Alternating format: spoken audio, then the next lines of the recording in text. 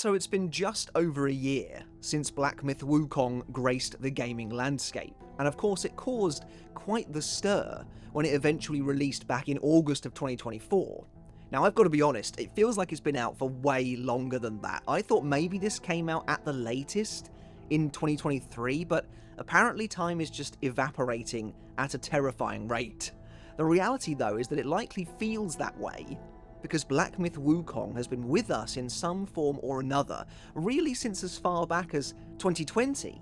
Back when it completely blew people's minds with those first few trailers that were jaw-droppingly gorgeous. And of course, as someone who is an enormous fan of third-person action, I knew I was going to inevitably check this out. The Chinese mythology-inspired setting, characters and themes taken from Journey to the West. The fact that the main character makes little monkey noises with each move, I was definitely intrigued, really from the moment I laid eyes on it. And when it finally launched, I was drawn in by the fact that it seemed to marry certain Souls-like trappings with a more free-form and orthodox character action combat system. I know it's tiring hearing everything be called a Souls-like, and I would pretty much put my foot down and say that Black Myth Wukong ultimately isn't one, but it's definitely taking some cues, while the combat feels almost more akin to a Ninja Gaiden, for example. But then something happened that surprised me. I put the game down. I fell off the game after sinking 35 hours or so into Black Myth Wukong and reaching chapter 4 of 6, I believe. I kind of just put the game down and stopped playing, and I want to get into all of that. Why did I fall out of love with the Monkey King's adventure, and what's it been like to revisit it 12 months down the line? With a sequel on the horizon, Black Myth Shongqi, this seems like as good a time as ever to return to the land of Black Myth Wukong. So let's take a look 1 year later. How have things changed, and is the game still worth your time in 2025? However, before we get started on the video properly, my goal is to reach 15,000 subscribers by the end of the year, and I think we can do it, but only with your help. So if you really enjoyed today's video and you want to see more just like this from the channel, you want to help support the channel and the work we're trying to do here, consider hitting subscribe down below, as it really does make all the difference. I remember the initial hype surrounding Black Myth Wukong very well, to be honest, insofar as I recall my own reaction to what I think was the reveal trailer back in 2020. I'm having to cast my mind back considerably here, but the trailer opens with some story narration, and then the first actual gameplay you see is of the player character transformed into a cicada, with which they can then scour the forest landscape. But I remember thinking that this was some kind of tech demo, perhaps, with the cicada designed to flutter around these gorgeously rendered environments, nothing's moving all that quickly, when suddenly the transformation vanishes and Wukong himself appears, throwing back the curtain on the game itself, on the fact that yes, this is actually a game, or so it seemed. And that trailer goes from strength to strength as Wukong progresses through the forest and confronts an enemy wielding a staff coated in flame, which also looks fantastic. The way the fire flows and trails, it all looks very real, and fire is historically quite difficult to get right. Of course, the real kicker was the first major boss. A giant wolf whose snowy white fur was just incredible to look at as it flowed and shifted naturally, the individual fibers themselves seemingly moving on their own, while the beast leapt and swung about the temple battleground. For me, the fact Black Myth Wukong was a third-person action game was just the cherry on top. All anyone could really talk about was the way it looked. The game was stunningly beautiful, jaw-droppingly so. I cannot emphasize that enough, to the point where it simply didn't look real. It didn't look believable. I think players were very predisposed to disbelief in these kinds of situations, rightfully so as well, let's face it. If Black Myth Wukong was indeed a real game, if it ever did actually launch, there was simply no way it would look this good on the day. And it didn't. To be fair to the game, the landscape had changed quite a bit by the time it released. Visuals in general had come a long way, but performance of the game was all over the place. In fact, it was a really weird situation, and I'm not a particularly technical guy, I'll hold my hands up. All I can give you is my own personal experience with Black Myth Wukong playing on the PS5. The Pro wouldn't launch for another 4 months or so, but by that time I'd already moved on. But for what it's worth, I still thought that Black Myth Wukong looked absolutely phenomenal. But for what it's worth, I still thought that Black Myth Wukong looked absolutely phenomenal on the PS5. Maybe it didn't look quite as good as those initial trailers suggested, but then that was always likely to be the magnitude of difference between PC and console, and as far as I can remember, I think issues were abound on the PC version too. Again, I'm not a technical guy. I realised Black Myth Wukong wasn't running all that steadily on the PS5, give me some credit, but to be honest, it was perfectly playable. I think I was playing on the performance mode, and so it was kind of 60 frames per second, but I think it was a fake 60 frames per second acquired via FrameGen or something like that.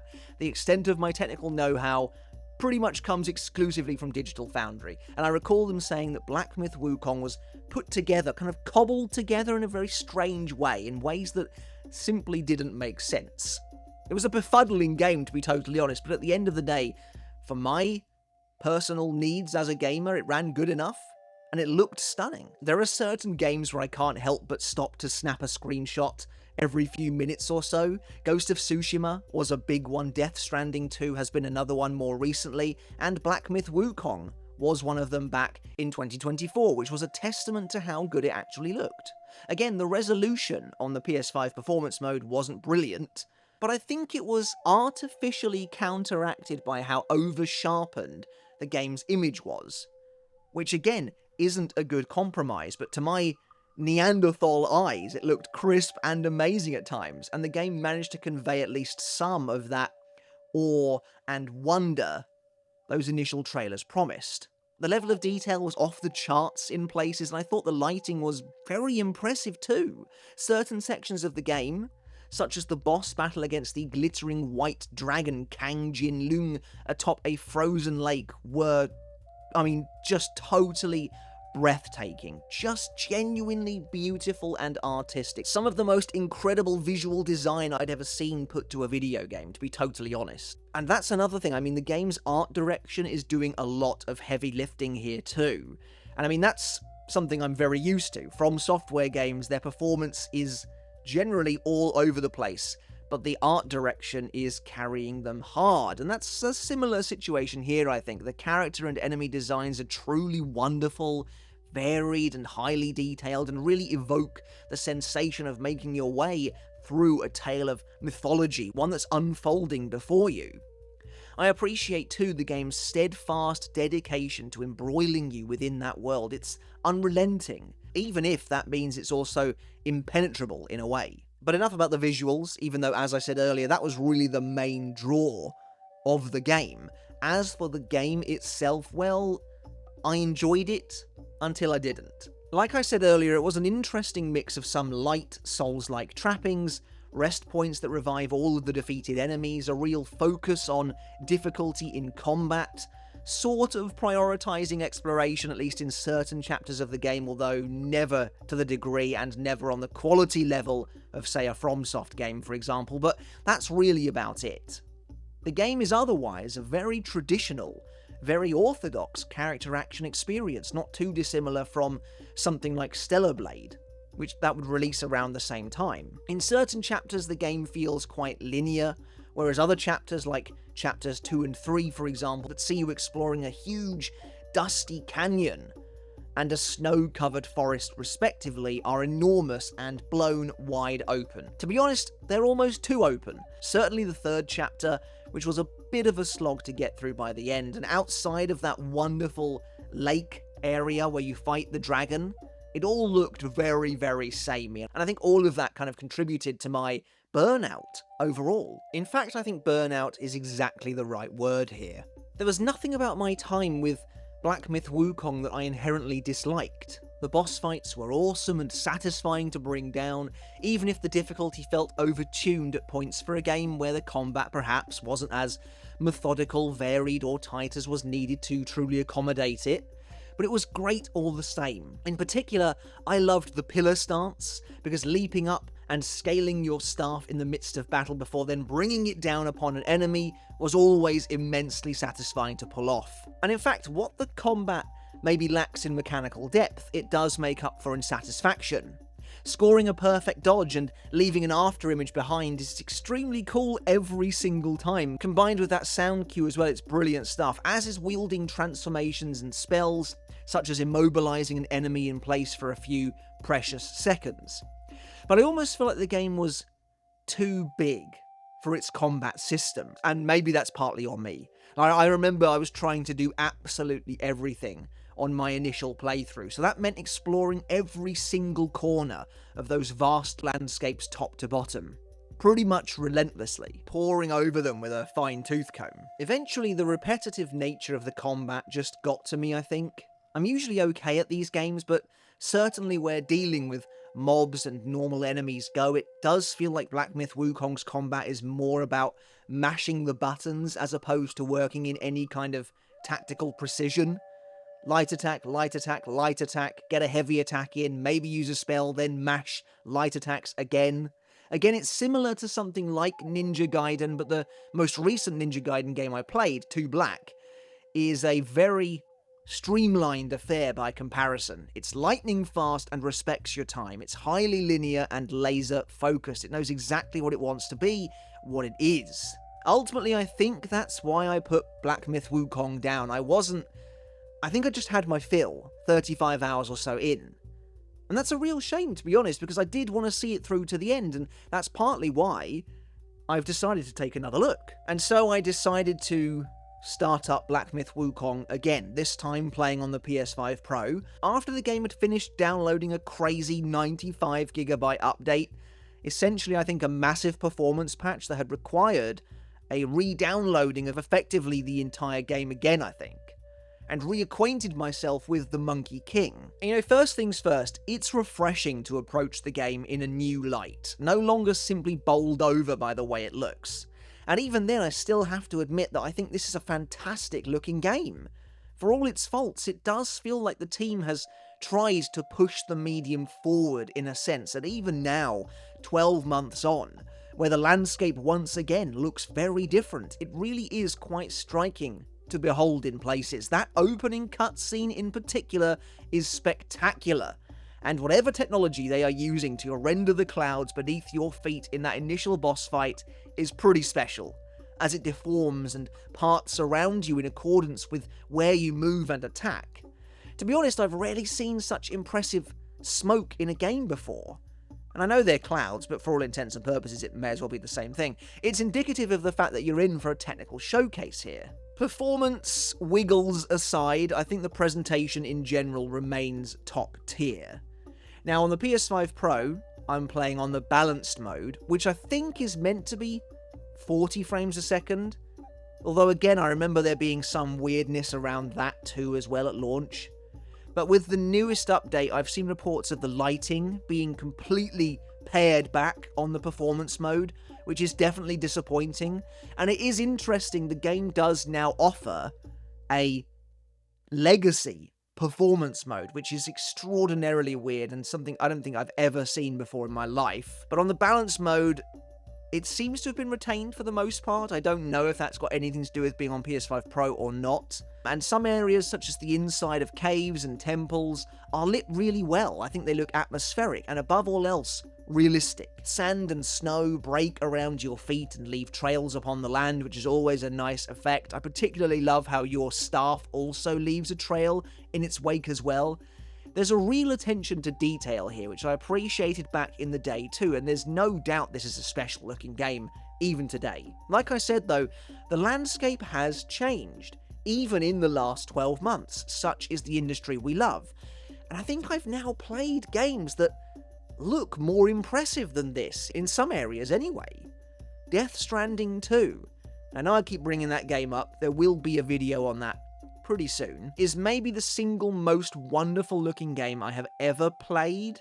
Maybe, and even to my layman's eyes, the image quality is noticeably superior to Wukong's, while also running better as well. I guess on the flip side, to be totally fair and objective, there is less going on in Death Stranding 2 overall, but if that's what it takes to produce visuals of this quality and consistency above all else, then so be it. One could argue there's a smart level of restraint applied to Death Stranding's world, one that was born out of necessity where the first game was concerned, with the kind of time frame, the schedules they were working to, but one that now works absolutely to its advantage, and looks stunning all the same. But it's funny as well, I don't feel as though there is that much different going on with Black Myth Wukong now that I'm playing on PS5 Pro, but that being said, and maybe it's just a placebo effect, but that first boss we discussed earlier, well, I can't help but think the quality of the fur rendering is definitely closer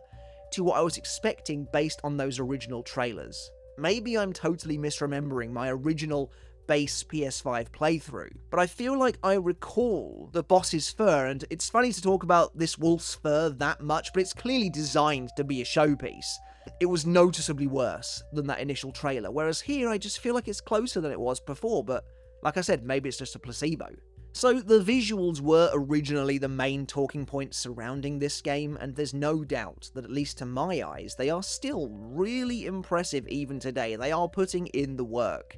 Beyond the raw visual fidelity, the game just has an authentic look to it. In particular, the environments are wondrous and help to bring the Chinese mythos to life, but what about the game itself? What's here to justify Black Myth Wukong's enormous success? 20 million units sold in its first month, which is gigantic, if not unprecedented, beyond just the visuals. Again, the landscape has changed dramatically in recent months alone. The explosion of Chinese-developed games has reached titanic proportions, and Chinese third-person action in particular, it feels like, is massively on the rise. It's a new frontier for the industry, and one that is being plundered relentlessly. We've talked about at least a couple of them on this channel already. Games like AI Limit, for example, or one of my favourite games of the year so far, Wukong Fallen Feathers, are now abundant, with many more on the horizon, including another game I am really looking forward to, Phantom Blade Zero. The Chinese game development movement is enormous, it is thundering forwards, and that's great. And in many ways, it feels like Black Myth Wukong led the charge somewhat. That's not to say there weren't Chinese-developed games previously, obviously, but Black Myth Wukong definitely hit the AAA mainstream in a huge way. And yeah, coming back to the game, it's very much exactly as I remembered it. And maybe that makes sense, after all, 12 months isn't that long. But the combat is fun, it's fluid, and I like casting spells and the like in the midst of battle. In fact, I like the control layout, and the way so much information is available to you in real time is quite clever, and I'm not sure I fully appreciated it before. For example, holding down one of the triggers brings up your spells and your held items, and leaving it up for long enough allows you to be able to read a description of your held items without having to stop the game or even enter a menu, which is an awesome quality of life move. The combat, I would say, still feels fairly basic overall, and I can't help but feel like I do prefer something akin to Wukong instead these days, but it is enjoyable. And then I think about playing through the entire game again to get back to where I was, and it does kind of give me some pause. Is it something I really want to do? In a way, yeah, kind of. I think after having booted up Black Myth Wukong and playing through a bit of it once again, after getting to grips with it again, that it's definitely worth a look, even now a year later. To answer the question at the title of this video, yes, I do think it is worth a look, it's worth your time. I think it absolutely has something to offer. Whether that's purely in the visual design, or in the hardcore way it presents its mythological world and narrative, there is something here that you aren't getting in other games of this ilk. Really, it's the gameplay that's probably the most rote thing about it. And going back, starting up the game again, and playing through the opening area made me realise that, yeah, I did like this a lot, but at what point is the veneer going to wear off, and is it going to start to feel like a slog again? I could always fire up my original save file, I've still got it, and continue on from Chapter 4, but it's been a good 12 months since I last played, and while I'm not necessarily invested in the story, it's tough to reacquaint yourself with so many mid to late game systems, or maybe I'm just old. Here's the thing, I mentioned earlier about how Black Myth Wukong isn't really a Souls-like, and that is true. However, one area where it feels like the game maybe wants to be a Souls-like is in difficulty, and specifically the game's lack of difficulty settings, which isn't normal for a character action game. These games are fast, they're frenetic, but they offer up a level of player choice that's not readily apparent in Souls games. The experience of those games is much more about what you make it on a personal level, depending on your build and whatnot, so for Black Myth Wukong to not have any difficulty options at all is a weird choice, I think. Even Lies of P, which is ostensibly much more of it is a Souls-like, to be totally honest, got difficulty options in the end. Wu Chang Fallen Feathers has difficulty options. Would I be more likely to play through the game again, knowing I could breeze through it on a lower difficulty? I don't know, and honestly I'm leaning towards playing it again anyway. The really pertinent question for me is whether to continue with the new save I just began, or to continue on with my original save, how much I truly remember be damned. Seriously though, above all else, I genuinely can't believe Black Myth Wukong only came out in August of 2024. You're telling me that somehow this game released after Shadow of the Erdtree? It's blowing my mind, to be totally honest. It doesn't feel right. And then of course there's the sequel, Black Myth Shongqi, which was revealed back in August during Gamescom, almost a year to the day that Wukong itself was released. And while we don't know a lot right now, I think it's fairly safe to assume it will be a very similar game, albeit focusing on a different element of Chinese folklore, and the trailer definitely looked beautiful. In my opinion at least, game science doesn't really have anything to prove in that specific regard this time around, so I'd like to think ironing out performance issues across the board, rather than continuing to push the boundaries in terms of fidelity, but I guess we'll see. Anyway, I think I've talked myself into diving back into Black Myth Wukong 12 months later, and you know what? I'm looking forward to it. From what I've played since booting up the game again, yeah, I definitely still think the game has something to offer in 2025, for both new and returning players alike. Even though similar games have launched since that I ultimately prefer, Black Myth Wukong is still a fascinating, and in many ways landmark release from China, one that I really do think kind of helped to open the floodgates for Chinese AAA game development. Black Myth Wukong was a gigantic sales success on release, and I do think that was part of the novelty, part of the narrative that was built around this game, which in itself is very intriguing to me. It's an interesting case study for sure, and I'll be very interested to see if Shongqi manages to do anywhere near that well. I think it has a decent chance of doing so. Obviously, this game does play very well in China, which helps it out a lot, but Wukong was very popular in the West as well. So I'll be very interested to see what the future holds for this nascent franchise. And so yeah, as this video comes to a close, ultimately, yes, the game is worth going back to in 2025. It is still worth your time, and it does indeed still have something to offer. Alright everyone, but that's it for today's video. As always, I do hope you enjoyed it.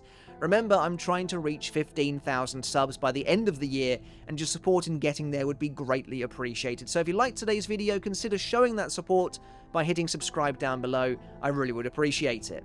Okay everyone, until next time, I'll catch you later, and let's talk games again.